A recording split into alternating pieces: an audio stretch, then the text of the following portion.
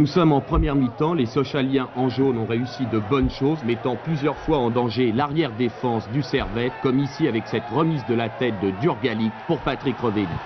Une belle occasion qui illustre bien la domination sochalienne.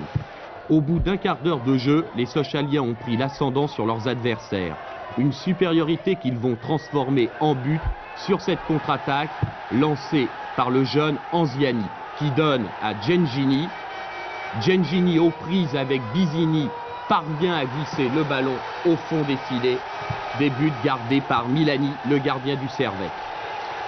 Un but plein d'opportunisme que l'on va revoir. Après donc 16 minutes de jeu, Sochaux mène 1-0 et possède ainsi 3 buts d'avance. Et quand Ravi remplace Maté pour le Servette, on pense que les carottes sont cuites pour les Suisses.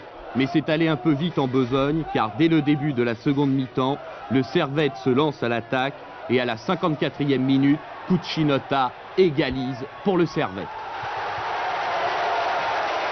Ce but sème un peu le doute dans les esprits sochaliens, mais à cet instant-là, Sochaux a encore 2 buts d'avance et le bénéfice du but marqué à l'extérieur. Seulement les Suisses ne s'arrêtent pas en si bon chemin et maintiennent leur pressing.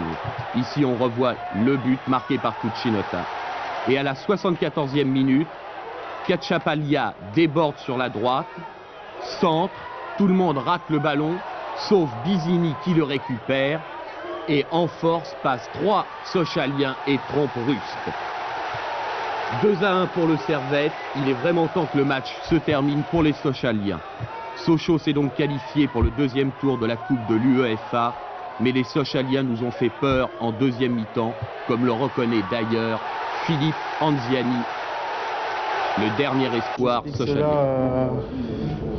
On avait un peu la peur de prendre des buts, quoi. Et puis en deuxième mi-temps, on n'a pas trouvé nos marques comme en première mi-temps. Le Servette a attaqué, a assez appuyé, physiquement c'était assez éprouvant, quoi. Ça fait 2 matchs que vous jouez en Coupe d'Europe, qu'est-ce que ça représente maintenant la Coupe d'Europe pour vous? Eh ben, on y prend goût après 2 matchs et puis on va essayer d'aller le plus loin.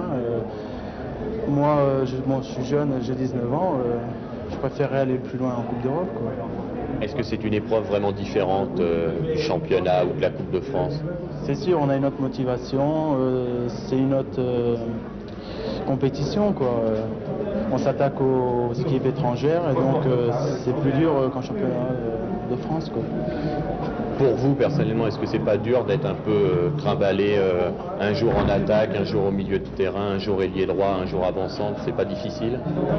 Difficile, non, puisque Monsieur Os me fait jouer de monde de partout et s'il estime que je peux jouer de partout, bon, je lui fais confiance. Bon, j'essaie de donner le meilleur de moi-même à chaque poste et puis bon, pour l'instant ça marche, mais dans l'avenir il faudrait essayer que je trouve un bon poste.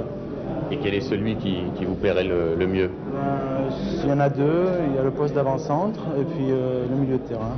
Mais enfin, je ne suis pas encore fixé sur les 2.